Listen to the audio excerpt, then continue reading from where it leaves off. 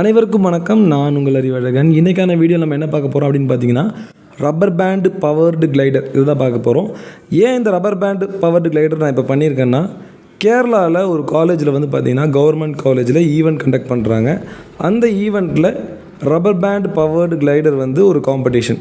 So அந்த காம்படிஷனுக்காக நாங்கள் ready ஆகிட்டு இருக்கோம். நாங்கள் வந்து இதுக்கு முன்னாடி இந்த சேனலில் பார்த்திங்கன்னா நிறையா வீடியோஸ் அப்லோட் பண்ணியிருப்பேன். என்னன்னு பார்த்தீங்கன்னா, ஏரோப்ளேன் எப்படி பண்ணுறது, அப்புறம் வந்து பார்த்திங்கன்னா பெர்சாவிங் எப்படி பண்ணுறது, அப்புறம் ornithopter, helicopter, multi rotors, quadcopter, tricopter, bicopter, hexacopter, agri drone, இந்த மாதிரி பார்த்திங்கன்னா எல்லா வெரைட்டி ஆஃப் ட்ரோன்ஸுமே நம்ம வந்து பண்ணியிருப்போம். இதை வந்து காமனாக நம்ம அன்மேண்ட் ஏரியல் வெஹிக்கிள் அப்படின்னு சொல்லலாம். கிட்டத்தட்ட எல்லா டைப்பையுமே கவர் பண்ணியாச்சு.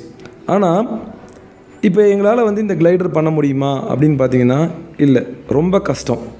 ஒரு ஏரோப்ளேனை என்னால் பண்ணிட முடியும். கிட்டத்தட்ட ஒரு 25 மினிட்ஸில் ஒரு ஏரோப்ளேனை ஸ்க்ராட்ச்லேருந்து பில்டு பண்ணி அதை நம்மளால் ஃப்ளை பண்ண வைக்க முடியும்.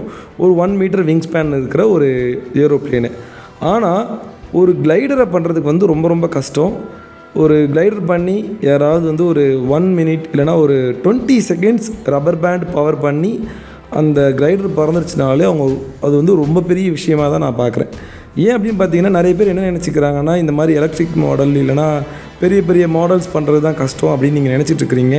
யூடியூப்பில் பார்த்தீங்கன்னா நிறைய வீடியோஸ் போடுவாங்க இந்த கிளைடர் பண்ணுறதுக்கு. ஏன்னா பார்க்குறதுக்கு ரொம்ப சிம்பிளாக இருக்கும், அதை வச்சு நம்ம கிளைடர் பண்ணிடலாம் அப்படின்ட்டு நீங்கள் ட்ரை பண்ணுவீங்க. ஆனால் ரொம்ப ரொம்ப ரொம்ப எக்ஸ்பீரியன்ஸ்டானவங்களால் மட்டும்தான் இந்த மாதிரியான கிளைடர்ஸ்லாம் பண்ண முடியும். இது எக்ஸாம்பிள் பார்த்தீங்கன்னா, நீங்கள் யூடியூப்பில் போயிட்டு இந்த மாதிரி glider international event for glider அப்படின்லாம் சர்ச் பண்ணி பார்த்தீங்கன்னா, ரொம்ப வயசான ஆளுங்க தான் வந்து இந்த மாதிரியான கிளைடர்லாம் பண்ணியிருப்பாங்க.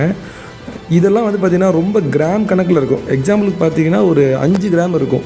இதுக்கு முன்னாடி ஒரு கிளைடர் நான் பண்ணியிருப்பேன், அதுவும் இந்த வீடியோவில் நான் கொடுத்துருக்கேன். அது வந்து 20 செகண்ட் கிளைட் ஆகும். அது வந்து ஹை ஸ்பீட் கிளைடர். அந்த ஒரு கிளைடரை 20 செகண்ட் ஃப்ளை பண்ணுறதுக்கு நான் எடுத்துக்கிட்ட டைம் வந்து பார்த்திங்கன்னா ஒரு 15 to 20 டேஸ் எடுத்துக்கிட்டேன். கிட்டத்தட்ட ஒரு 10 கிளைடர் நான் பண்ணி அதில் எல்லாம் ஃபெயிலியர் ஆகி அதுக்கப்புறம் தான் அந்த கிளைடர் வந்து ஒரு 20 செகண்ட் ஃப்ளை ஆச்சு.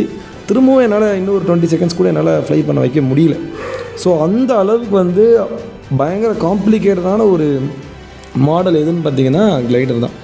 ஏன் இவ்வளோ காம்ப்ளிகேட்டடாக இருக்குது அப்படின்னு பார்த்தீங்கன்னா, ரொம்ப லைட் வெயிட்டாக இருக்கும். கிட்டத்தட்ட ஒரு 5 கிராம் இருக்கும், இல்லை 4 கிராம் இருக்கும். மொத்த வெயிட்டே 4 கிராம்ன்றப்போ அதில் நீங்கள் கம் ஆட் பண்ணாலோ இல்லை க்ளே நீங்கள் கொஞ்சம் முன்னாடி நகர்த்தினாலோ பின்னாடி நகர்த்தினாலோ டெய்ல் ஹெவியாகவோ நோஸ் ஹெவியாகவோ மாறிடும். ஸோ இது வந்து நமக்கு வந்து ரொம்ப கஷ்டமான ஒரு விஷயம்னு வச்சுக்கலாம். பெரிய மாடலில் கூட ஈஸியாக நம்மளால் வந்து ஒரு சிஜியை நம்மளால் பேலன்ஸ் பண்ணி கரெக்டாக நம்ம லிஃப்ட்டுக்கு கோயின்சைட் பண்ணிடலாம். ஆனால் சின்ன சின்ன மாடல்லாம் இருக்குன்னா அந்த மாடலில் வந்து நம்மளால் வந்து சிஜியை பேலன்ஸ் பண்ணி லிஃப்ட்டு கூட கோயின்சைட் பண்ணுறதுங்கிறது ஒரு நார்மலான விஷயம் கிடையாது.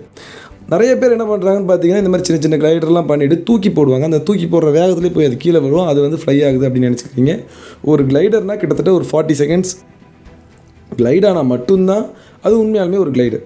சும்மா தூக்கி போட்டோன்னே கொஞ்சம் தூரத்தில் ஒரு 2 செகண்டில் கீழே விழுந்தது, 3 செகண்டில் கீழே விழுந்ததுன்னா அது வந்து ஒரு கிளைடரே கிடையாது. அதே மாதிரி இந்த ரப்பர் பேண்ட் பவர் கிளைடர் பண்ணுறதும் ரொம்ப ரொம்ப ரொம்ப கஷ்டமான ஒரு விஷயம். இதுக்கான ப்ரொப்பலர், இதுக்கான மெட்டீரியல் இதெல்லாம் செலக்ட் பண்ணணும். நம்மளே தான் ஸ்க்ராட்ச்லேருந்து பில்டு பண்ணணும். ஒரு மெக்கானிசத்தை யோசிக்கணும். ஒரு ரப்பர் பேண்டை சுற்றினா அது வந்து சுற்றுற மாதிரியான ஒரு மெக்கானிசத்தை நம்ம யோசிக்கணும். நாங்கள் என்ன பண்ணியிருக்கோன்னு பார்த்தீங்கன்னா, இந்த ஜூஸ் கப் இருக்கு இல்லைங்களா, அந்த கப்பிலேருந்து ஒரு ஷேப்பை கட் பண்ணி ஒரு கிளாக் வைஸ் ப்ரொப்பலர் நான் ரெடி பண்ணியிருக்கேன். இதிலே கிளாக் வைஸ் ப்ரொப்பலர் இருக்குது, ஆன்டி கிளாக் வைஸ் ப்ரொப்பலர் இருக்குது. நான் வந்து ஒரு கிளாக் வைஸ் ப்ரொப்பலர் ரெடி பண்ணேன். அப்புறம் பார்த்திங்கன்னா, பால்ஸால் தான் இந்த ஃபுல் ஸ்ட்ரக்சரே நம்ம பில்டு பண்ணியிருக்கோம்.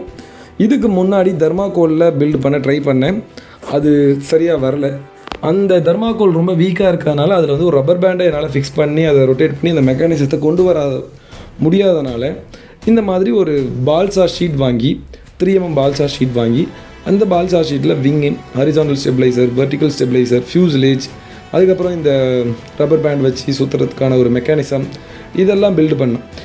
ஏரோ மாடலிங் பொறுத்த வரைக்கும் நீங்கள் ஒரு ஸ்ட்ரக்சரை பில்டு பண்ணிட்டீங்க அப்படின்னா அது ஓடுன்றது கிடையவே கிடையாது.